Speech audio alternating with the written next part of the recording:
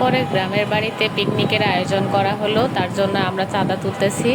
আমাদের এই পিকনিককে পিকনিক বলে না, গ্রামের এই পিকনিককে বলা হয় ভুলকা ভাতি। তো ভুলকা ভাতি খাওয়ার জন্য আমরা প্ল্যান করলাম যে কি কি দিয়ে খাওয়া যায়। শেষ পর্যন্ত সিলেক্ট হইলো হাঁস দিয়ে খাবে সবাই। এই জন্য হাঁস কিনে নিয়ে আসে, তারপরে যেই ভাবা সেই কাজ। আমরা সব কিছু সবার বাড়ি থেকে উঠাই নিয়ে আসি। নিয়ে আসার পরে কেউ কাটাকাটি করতেছি, কেউ মশলা বাটতেছি, সব কিছু সবাই মিলে একসঙ্গে আয়োজন করতেছি। আর এই পিকনিকটা আমরা খাচ্ছি রাতের বেলায়। রাতের বেলা খাইতেই একটু বেশি ভালো লাগে। দিনের বেলায় দেখা যায় যে সবাই অনেক ব্যস্ত থাকে, বাসায় কাজ করে।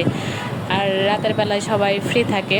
আর এমনিতেও হাঁস নিয়ে আসতে আসতে রাত করে ফেলছিল, যার জন্য আজকে একটু বেশি রাত হয়ে যায়। তো কি আর করার, রাতের বেলাতে আমরা পিকনিকের আয়োজন শুরু করে দিয়েছি। তো এইদিকে মাংস কাটাকাটি সব শেষ করে সব আয়োজন করার পরে এখানে হাঁসের মাংসটাকে এখানে প্রিপেয়ার করে নেওয়া হচ্ছে।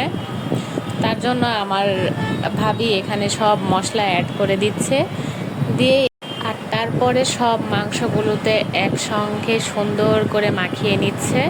এটাতে যত মাখাবে তত বেশি টেস্ট, কারণ মাখানো তরকারিতে দেখা যায় যে গরুর মাংস হোক আর যাই হোক, মাখাইতে গেলে একটু সুন্দর করে মাখাইতে পারলে টেস্টটা বেড়ে যায়। তো এইদিকে মাখানো কমপ্লিট হয়ে গেল।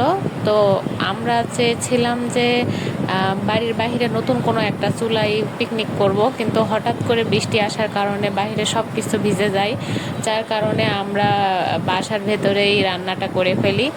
তো হঠাৎ মনে হলো যে একটু আলু অ্যাড করলে ভালো হয়, কারণ অনেকগুলান মানুষ আছে আর সাথে একটু আলু হইলে একটু টেস্টটা বেড়ে যায়।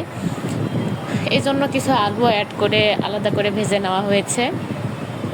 এরপরে মাটির চুলাতে গরুর মাংসগুলান সুন্দর করে কষিয়ে কষিয়ে রান্না করা হচ্ছে। এই যে দেখেন, এটা হচ্ছে মাংসের ফাইনাল লুক। কেমন লাগতেছে আমাদের এই পিকনিকটা।